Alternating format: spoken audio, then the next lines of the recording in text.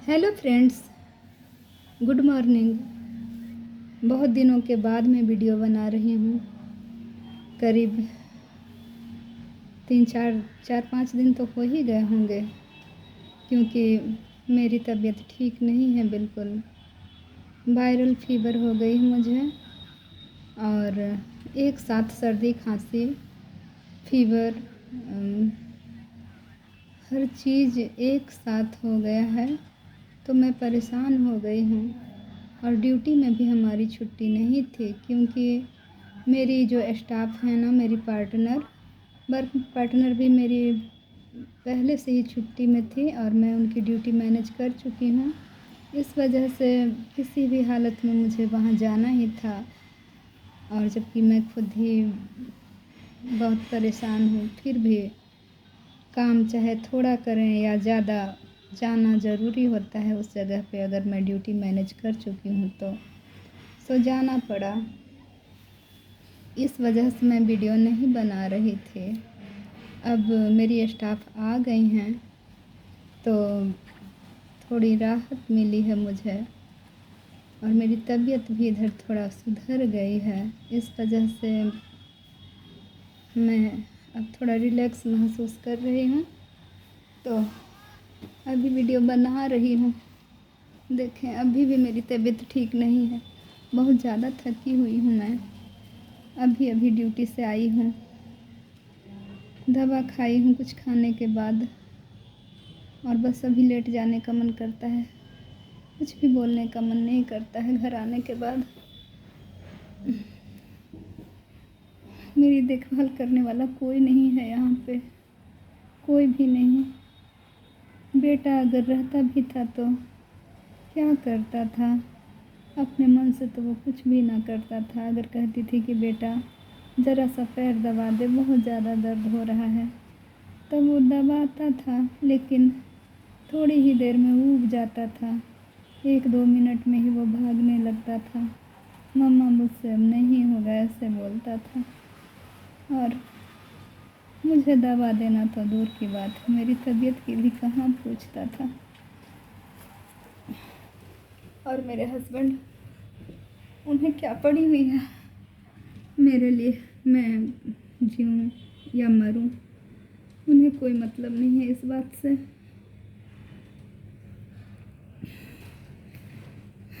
सच तो यह है कि मैं बस अपने ही हाल पे रहती हूँ, अपने ही हाल पे जीती मरती हूँ, खाती पीती हूँ, किसी भी तरह से ज़िंदगी काट रही हूँ, बस अपने ही दम से। इतना ही समझ लें आप। मुझे क्या हो गया है नहीं जानती। रात तो ऐसा हुआ था ना कि अचानक से नींद से मैं उठ गई थी। नींद ही कहाँ आती है, आधी रात के बाद थोड़ी सी नींद आती है करवट बदलते बदलते, क्योंकि इस बीच पेशेंट कभी बुलाने आ जाते हैं, कभी कोई काम आन पड़ता है, कभी कोई आन पड़ता है, कभी उठ उठ कर पेशेंट को भी देखना पड़ता है। कभी तो नींद ही नहीं आती है, वजह कुछ भी नहीं होती है, फिर भी नींद नहीं आती है टेंशन के मारे। और टेंशन भी क्या, नहीं बता सकती, आप सबको पता है ना। अलग से मुझे और क्या टेंशन हो सकता है। इस वजह से भी मुझे नींद नहीं आती है। और रात ऐसा हुआ था कि मैं सोई हुई थी गद्दे पे, और बहुत ज़्यादा मोटा गद्दा होता है ना, तो मुझे नींद भी नहीं आती है। ये वजह भी हो सकती है। लेकिन सुबह में जब मुझे नींद आई थोड़ी सी, उसके बाद अचानक से मैं उठकर बैठ गई। नींद आने के बस 10 20 मिनट के बाद ही मैं अचानक से उठकर बैठ गई, क्योंकि मेरी सांस अचानक से रुक गई थी। ऐसा लग रहा था कि जैसे मेरी सांस अचानक से बंद हो गई है, और मैं बेचैनी के साथ उठी। उठने के बाद मैं अपनी दीदी को कस कर बोली, जो मेरी स्टाफ है सीनियर दीदी, उनको मैं कस के चिल्ला कर उठाई, दीदी आप उठें, देखें मुझे क्या हुआ है। मेरे मुंह से आवाज़ नहीं आ रही थी ढंग से। वो भी घबरा गए। तो उन्होंने मुझे बैक साइड में इधर गर्दन पे कस कर मारा, ऐसे कस के मारा। और मैं कुर्सी पे बैठी ऐसे सर नीचे करके, तो बहुत धीरे धीरे करके सांस आई, बहुत धीरे धीरे करके। अब बहुत देर बाद मैं रिलैक्स महसूस की।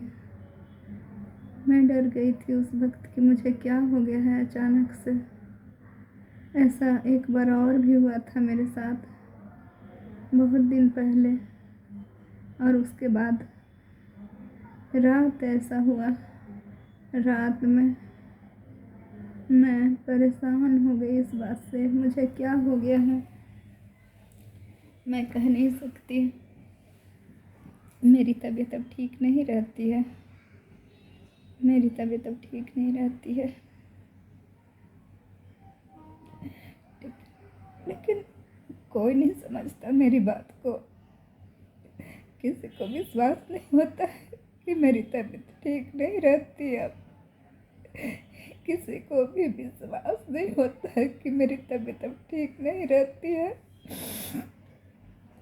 सब समझते हैं कि मैं अकेले रहना पसंद करती हूँ, मैं जिद्दी हूँ, मैं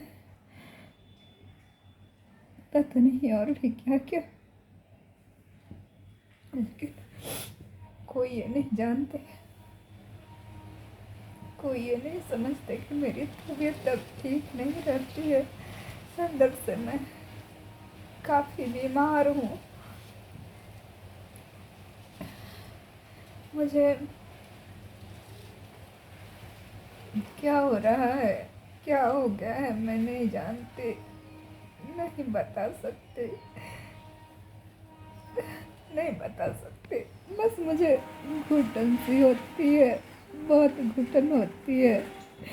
डर लगता है मुझे, अपनी आने वाली ज़िंदगी से डर लगता है। लगता है कि पता नहीं आगे क्या होगा। कोई मेरा साथ नहीं देगा, कोई मेरा साथ देने वाला भी नहीं है, कोई मेरी बातों को समझने वाला नहीं है। ना मेरे हस्बैंड, ना मेरा बेटा, कोई भी नहीं।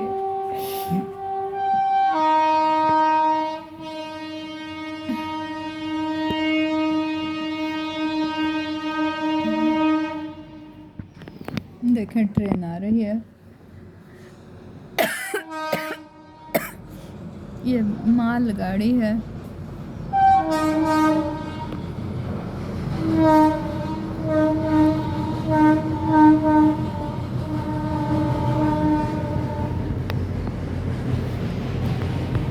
हाँ, तो मैं कह रही थी ना कि मेरा प्रॉब्लम समझने वाला कोई नहीं है, मेरे दिल की बात समझने वाला कोई नहीं है। मैं ही हूँ जो सबके लिए परेशान होती रहती हूँ, लेकिन अब मुझे भी परेशान नहीं होना है। मैंने एक फैसला किया है कि मैं एक छोटी सी बच्ची लूँगी, अनाथ बच्ची, जिसका कोई भी नहीं हो दुनिया में, कोई भी नहीं, क्योंकि मेरा भी कोई नहीं है इस दुनिया में। तो मुझे एक बेटी मिल जाएगी, मुझे एक बेटी मिल जाएगी मेरे अकेलेपन को दूर करने के लिए। वैसे भी मेरी बेटी अगर इस दुनिया में आ गई होती ना, तो वो अभी 17 साल की रहती। मैं इतना ज़्यादा परेशान नहीं रहती। मैं उससे अपना सुख दुख शेयर करती, अपनी खुशियाँ बांटती, अपने गम बांटती। मेरी बेटी 17 साल की होती तो वो मेरी सहेली जैसी होती। मैं जानती हूँ, क्योंकि बेटियाँ जो होती हैं ना, वो अपने माँ बाप की कदर करती हैं। बेटियाँ अपने माँ बाप के दिल को समझती हैं, अपने माँ बाप की खुशियों को समझती हैं, दुख को समझती हैं। बेटियाँ जैसी कोई नहीं हो सकती, कोई भी नहीं हो सकता बेटियों की तरह। क्योंकि बेटियाँ जो होती हैं ना, वो सबसे अलग होती हैं। बेटियां, मैं कहती हूँ बेटियां एंजल होती हैं, बेटियां परियां होती हैं। वो अपने माँ बाप के लिए खुशियाँ लेकर आती हैं। बेटियों जैसी कोई नहीं हो सकता। और मेरी बेटी भी अभी होती 17 साल की तो मैं कितना खुश होती। कहीं भी जाने का मन होता तो उसे साथ में ले लेती। कुछ भी खरीदने का मन करता तो उससे सलाह मशवरा करती। मुझे बहुत याद आती है आज उस बेटी की जो मेरी आँखों के सामने तो आई थी, लेकिन उस तरह से मैं याद नहीं करना चाहती। अब ये सारी बातों को नहीं याद करना चाहती। कुछ लोग हैं जो मेरी खुशियों को देखना नहीं चाहते थे। ऐसी बात नहीं है कि उनके घर में बेटियां नहीं थी, उनकी बहनें नहीं थी, ऐसी बात नहीं है।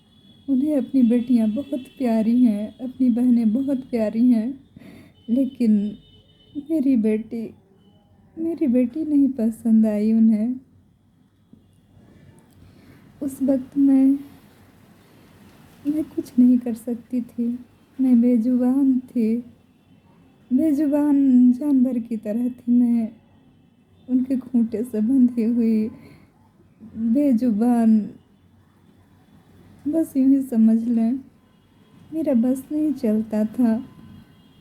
मैं कोई विरोध नहीं कर सकती थी, क्योंकि अगर मैं विरोध करती ना, वो विरोध किया भी था मैंने, लेकिन बदले में मुझे डराया गया। मुझे कमरे में बंद करके बहुत मारा गया, बहुत मारा गया, बहुत मारा गया मुझे। मैं मजबूर हो गई हॉस्पिटल जाने के लिए।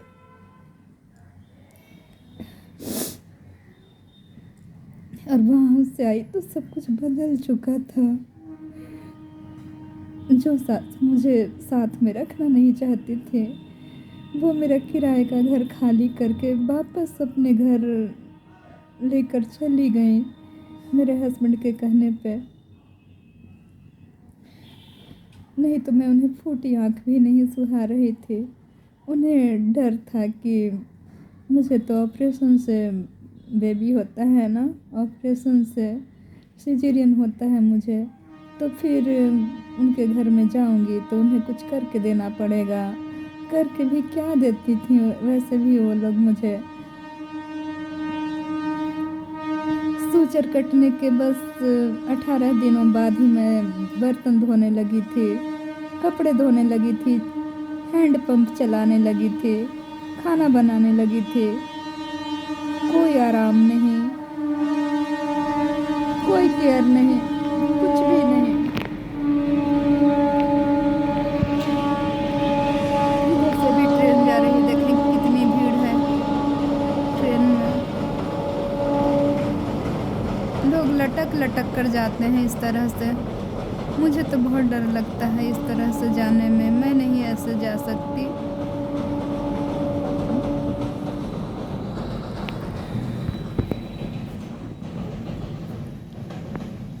हाँ, तो मैं कह रही थी ना कि मुझे कोई केयर नहीं मिला था, कोई अटेंशन नहीं, खाने के लिए भी भरपूर नहीं मुझे कुछ दिया गया था अलग से कि मुझे सिजेरियन हुआ है तो मुझे एक्स्ट्रा डाइट की ज़रूरत है, अभी आराम की ज़रूरत है।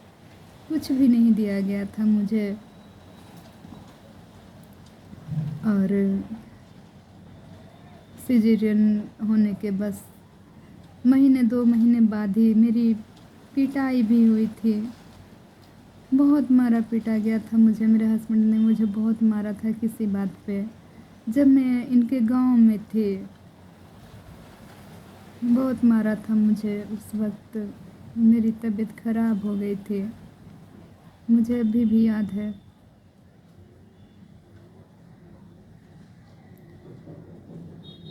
इस तरह से मेरी ज़िंदगी चल रही थी उस घर में। और जब मेरी बेटी होती ना, वो मेरा दूसरा बेबी था।